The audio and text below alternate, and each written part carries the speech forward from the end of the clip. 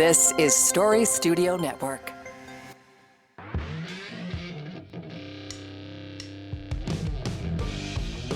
And this is The Fourth Draft. And I am your host, Erin Trafford.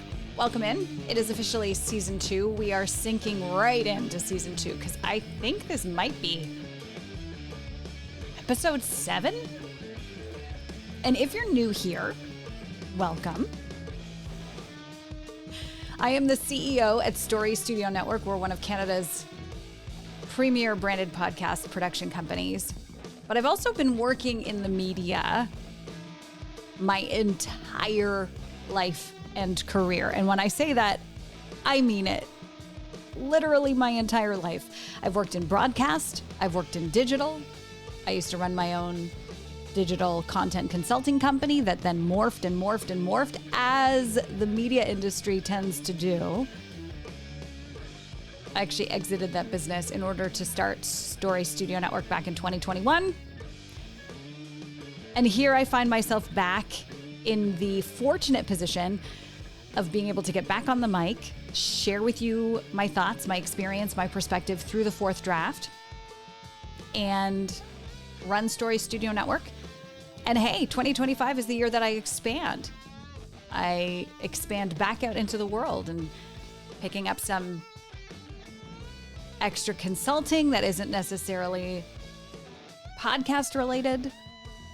It's just been such a beautiful journey, and I'm so happy to have you here. So consider this your little kind of thought-provoking 20 minutes of the week as it pertains to all things media and communications. We've really been going heavy lately on kind of content and planning because as I'm dropping these episodes, it's early January. So this whole idea of planning and looking at the year ahead is top of mind for everybody. But as we go through the season, we're going to look more specifically at other kinds of media strategies. We're going to talk a little bit about branded podcasts. I want to talk about this trend of the podcast election.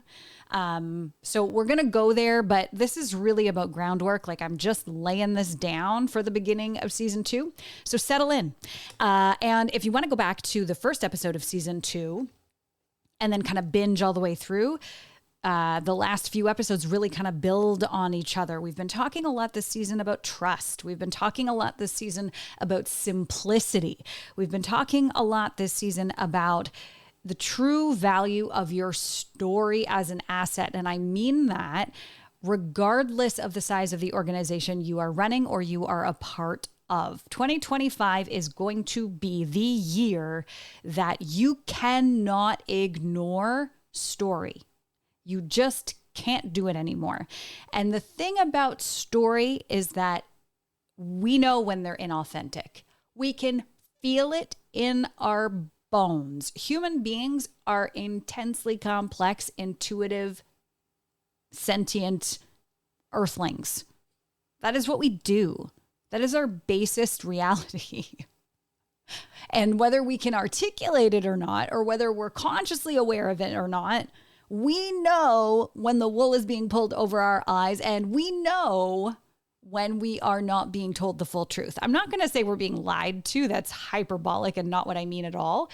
But this is the year where if you have been having trouble with the resonance of your messaging, or like many organizations that we've worked with at Story Studio in particular, since the dawn of the pandemic, you have seen your ability to punch through the noise drop dramatically. There is so much extra noise out there now, and not all of it is helpful, but it still means it's a really, really hard environment to be seen and heard in the right way. And I've got to be honest, I've been at this my entire career and my entire life, and I've never seen strategies need to so dramatically pivot the way that they have in the last 4 years. And for a lot of folks in slow-moving organizations, it's been a really destabilizing time in terms of figuring out what is your strategy to communicate. It's been very destabilizing. So I'm not going to mince words about it. None of this is easy. We talked about last episode, if you're going to come at this, I gave you a bit of a roadmap for how to look at the next 12 months and the questions to ask, and maybe the very, very, very slight tweaks that you want to start making in your decision-making process as it pertains to your communications. So none of this comes easy. None of this is a simple, next week, this is all going to be fixed and different and better. This is an ongoing evolution. And so I would invite you to look at your time here listening to the fourth draft as just that. All I'm doing is inviting you to think a little differently. And it's all going to help. Every little bit helps. So today, the think a little bit differently task is around this concept of repurposing. And if you're driving, maybe you're walking the dog, you're on the treadmill, that's where I like to listen to podcasts. Raise your hand, or in your head, raise your hand. If you've been like, oh yeah, we're just going to make this one really awesome thing, and then we're going to slice it and dice it. If I hear slice and dice, oh my lands. Don't slice and dice. Okay, we're not an infomercial. Your content is not a potato. We're not making French fries, folks. We're telling stories.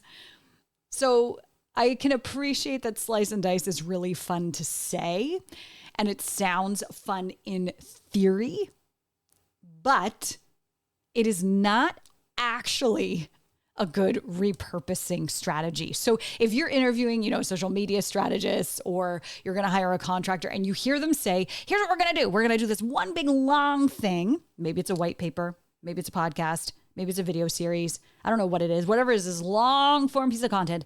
And then we're going to slice it and dice it. And we're going to put it on the YouTubes, and we're going to put it on the Instagrams, and we're going to put it in all the places. Woo, hoo, hoo. That is not going to work for you long term. I guarantee it. Because there's a subtle nuance to repurposing that makes it much more effective. So let's talk about it. And I'm going to say this once again, just for emphasis. Repurposing is not slicing up your core content into a dozen pieces of other content. Repurposing, get your notepad out, folks. Repurposing is actually about adapting that core story to meet your various and specific audiences where they are. When you're repurposing something, you are actually adding value to it. You're not taking $1 and just splitting it into 10 dimes. You're taking your $1 and you are allowing it to appreciate by being strategic with investing a portion of that dollar into a new audience, so that in 3 to 4 months, maybe that dollar is worth $1.10. Get the money analogy? Is that working for you? That is the art of repurposing. I want you to start really changing the way that you're thinking about your strategy, so that when you are going forward, you're looking at it as an asset. This isn't a sunk cost. This is a potential to create an appreciating asset. And that brings me to saying that it's really not about volume. If you look at it through the lens of, we're going to take a portion of this core story and invest it in ensuring it hits another very valuable audience in the right way, it becomes less about volume and more about resonance. Resonance is what you're really going for here. You can touch point those people until they're blue in the face and they click the X and they X out and they don't hear you anymore. Or you can choose to be more deliberate and less voluminous and more resonant. One great story told in the right way can go much further than endless surface level content. So when you approach your repurposing this way, you're going to save time. You're going to save huge amounts of resources. And you're also going to allow yourself to maintain consistency, not only in terms of showing up for the right audiences, but frankly, just in terms of getting the job done. We talked about burnout the last couple episodes. One of the things that burns teams out the most is this slice and dice approach. On the surface, it seems like it would be the best way to get a whole bunch of content out. The challenge is that not a lot of human beings are built in a way that they're continuously motivated by churning out volume. People who are doing this kind of work tend to be creative individuals. We ebb and we flow. We have high points and low points. We are not these consistently robotic machines that can put out all of this constant content all the time without feeling like there's this base resonance to it. So I want you to really think about energy, output, desired results, and that what we're going for when we say slice and dice, what we really want to do is resonate with the right audiences at the right time, using that core piece of content as the source of that resonance. This is what's going to keep that core content alive and well. This is what's going to allow it to appreciate. So, repurposing is not about repeating yourself. It's actually about reinforcing your message in fresh and intentional ways. All right. This should feel actually exciting. And for the creatives, this is actually a beautiful challenge. I love thinking about repurposing this way because it gets me out of this one and done, wham, bam, thank you, ma'am kind of approach. I am a storyteller. I want to take something that's a core piece of messaging for a brand, and I want to find the elements in there that we can grow easily, that want their own space. So here's how you do it. Let's look at a framework for smart repurposing. And obviously there's going to be nuances depending on what you're doing. Are you doing earned media? Are you doing a podcast? Are you doing video? Like, I need you to just kind of like lean in a little and accept that there's going to be some gray zones for your particular situation. But this is why I want to start to work with organizations, because once we find what your core content needs to be, letting this process unfold is gorgeous. It is nothing short of gorgeous. Okay. So just like when you're exercising, or just like when you're investing, and this is not financial advice, people, we're talking about loonies and toonies. Okay. You got to start with a strong core. If your core is all wobbly, if your key investment is not solid, you're going to have a little bit of trouble. So you got to spend some really good time, energy, and focus and intention on figuring out what that core is. And typically with organizations, let's say it's a hospital for example, or a natural resource sector or something. There are some very key established pillars that we use to shore up that core. What is the foundation? What are we really saying? And it has to be values-based, okay? It can't be factual. It's got to be based in value. We talk a lot about emotion on this podcast. The emotion ties into the values. It's got to be values. Once you have that, you go through the exercise we talked about in the last episode. What is the best, most beautiful, most compelling way for that core foundational story to be told? And look at that exclusive of the audiences that you want to hit for a second. Just look at it as a story all on its own. Does this story need to be written in like a giant missive? Is it a white paper? Is it actually, maybe the CEO needs to write a book. Maybe it's a book. Maybe it is a podcast series, an evergreen podcast series. Podcasts work so well as foundational core content for multiple organizations. Again, it's why I'm bullish on podcasts. It's why I went all in on Story Studio Network. It's not the only way, but man, it works like for 85% of the organizations out there. It really does. And maybe it's a great keynote, right? Like there are other things that it can be, but it's got to be something meaningful. It's got to be something well crafted. It's got to be something your team is excited about and rallying around and aligned on. And I'm going to say too, this might feel like a bold assertion, but it's got to be something that you actually invest time, energy, and dollars into. Because let's say that, we're building on what we talked about last episode. Remember, we're building an asset. You don't want a shaky foundation. You need to invest. And I get pushback quite often, I'll be honest, I get pushback from certain organizations about what we charge to develop strong core content in the audio and video space at Story Studio Network. And I think it's simply because there are a lot of organizations out there that don't fully understand and or appreciate how valuable their story is. And you don't want to entrust that to just anyone. You want to entrust that to a team that is going to optimize for it, that understands the trigger points, that understands the nuance of storytelling. Sure, you can farm it out to Fiverr. Go for it. Come back and tell me how good those results are. Okay? Don't cheap out on this.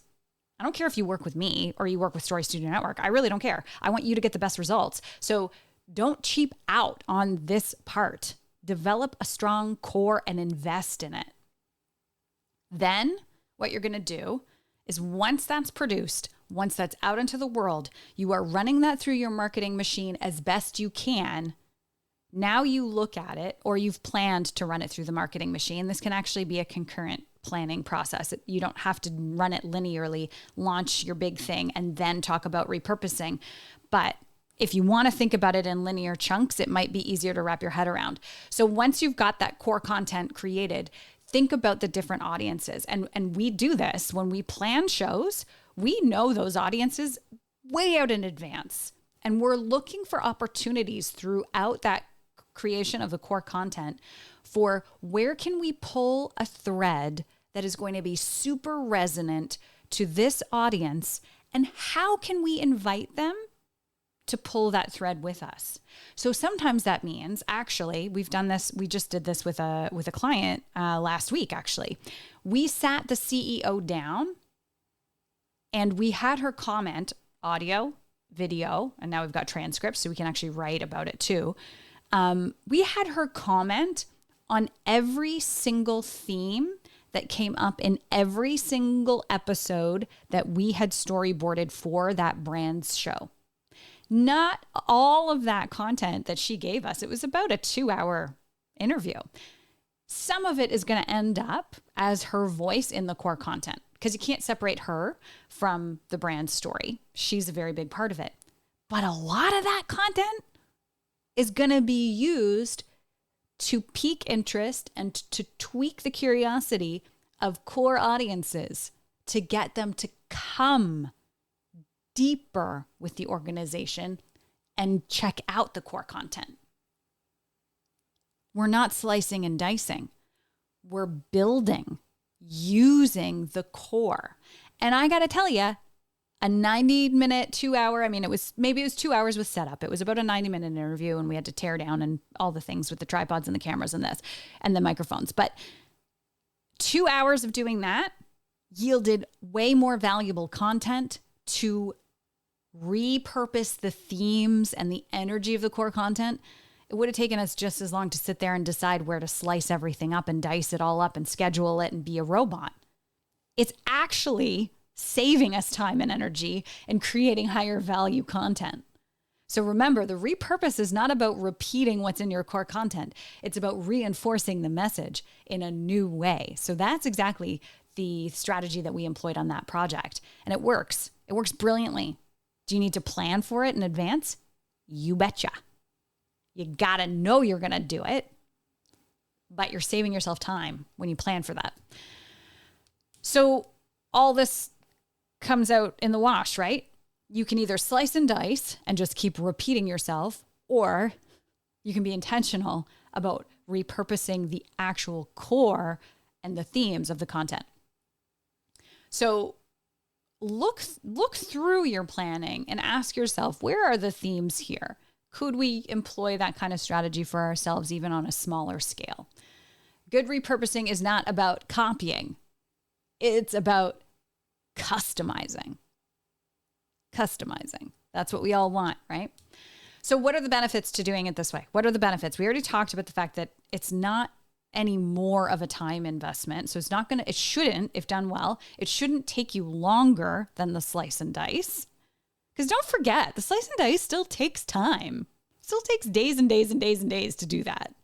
Not to mention the resources on your computer when it's uploading, downloading, upload. Oh my gosh, I hate all of that. It takes so long. And there's a lot of potential fault points in a slice and dice strategy. But doing it through the lens of how can we repurpose the theme to customize our promotional pieces for certain audiences so that we're piquing their curiosity and bringing them into the core content, it'll actually increase your reach. Because at the end of the day, what you end up with is more meaningful content that you can use more times than once, okay? This will increase your audience size regardless, and it'll do it faster than your slice and dice will. It'll also help you get really consistent with your messaging because you're going to be saying the same thing multiple times, but differently. You're not just going to be saying the same things multiple times. You're going to be saying the same things multiple times, but differently. And when you do that, you're building authority, you're building trust, you're building credibility, you're telling all of the robots in the internets what you stand for and what you talk about. Critical. Those two things combined, the increased reach and the consistency with your messaging, with your branding, talking all the time about the same things but differently, is going to create longevity in your brand. And that's what you want. You want to devote time and resources to your communications so that you have a longer runway. Back to this idea of starting with $1. Start with $1. And if you do this every quarter and you're giving yourself that 10 cents on the dollar, you're going to have $1.40 by the end. 4 quarters of the year. Not quarters like 25 cents. Oh, that was confusing. Do it 4 times a year, right? You see my point. You are going to have an appreciating asset. Your runway will extend. This is the power of leveraging your story and thinking about it through a strategic lens. The best stories are not one and done. The best stories are evergreen and last longer than the one and dones. So I've given you tons to think about today. Like tons. And I'm actually not quite sure where I want to go with the next episode. I said last time that I might want to do some short and snappies for you on some tactics. I will get to that. I just don't know if I want to do another episode between now and then. We shall see. You got to come back. You got to come back to find out. Okay, so just quickly recapping what we talked about today. Repurposing is not about doing more. It is not about slice and dice. Your content is not a potato. That might be the line of the show. It's actually about getting more out of what you've already done. But you got to focus on your core. You got to adapt it with intention.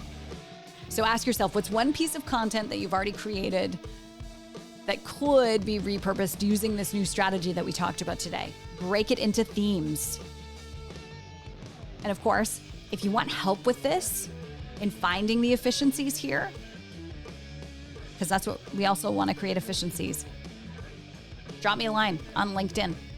Or better yet, let's book a call. Let's have a chat.